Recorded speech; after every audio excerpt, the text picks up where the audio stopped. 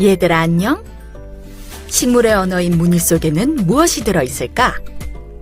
우리는 소리, 몸짓, 글자로 다른 사람과 소통한단다. 하지만 풀이나 나무는 말을 하지도 못하고 움직이지도 못하는 거지. 햇빛이 아무리 따가워도 벌레가 와서 잎을 먹어도 묵묵히 참는 수밖에 없단다. 하지만 식물은 끊임없이 우리에게 메시지를 전하고 있단다. 바로 무늬를 통해서 말이야. 잎이나 꽃에 드러난 무늬, 열매의 색과 모양을 보면 식물의 건강 상태를 알 수 있단다.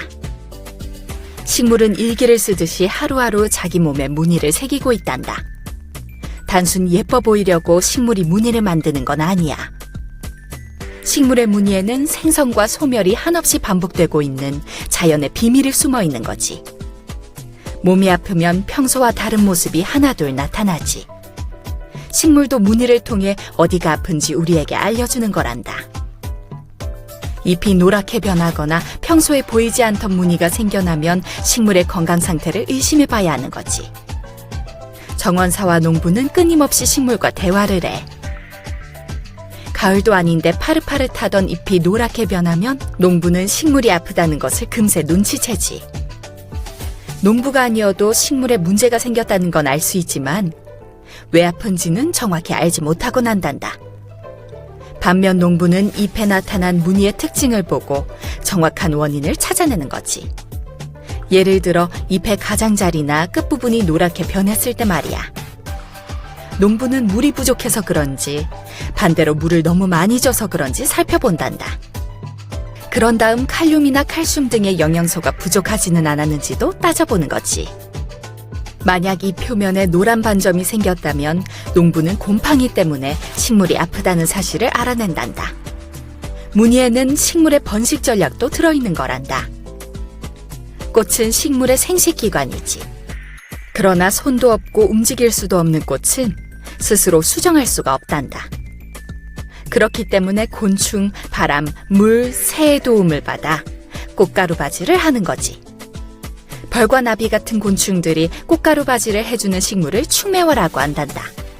충매화는 후각과 시각이 뛰어난 곤충을 유혹하기 위해 향기, 꽃잎의 무늬 등을 사용하는 거지. 그런데 신기하게도 흰색 꽃에만 유독 벌이 많이 찾아오곤 한단다.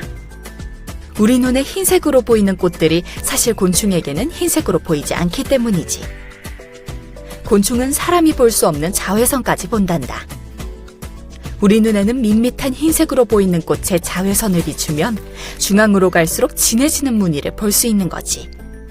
꽃은 그곳에 곤충이 좋아하는 꿀을 숨겨놓았단다.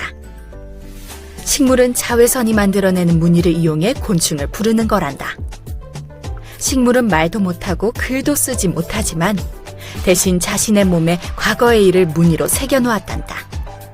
대표적인 예로 나무를 가로 방향으로 잘랐을 때 나타나는 나이테가 있지.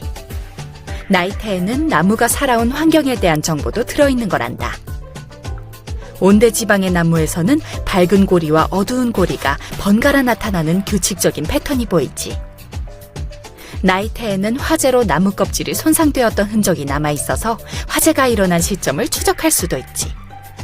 무늬는 식물의 성장 과정을 알 수 있는 자연의 기록이면서 과거의 기후와 환경 변화를 이해하는 중요한 도구가 되는 거란다. 지금 이 순간에도 식물은 자신의 몸에 소중한 정보가 담긴 무늬를 새겨놓고 있단다.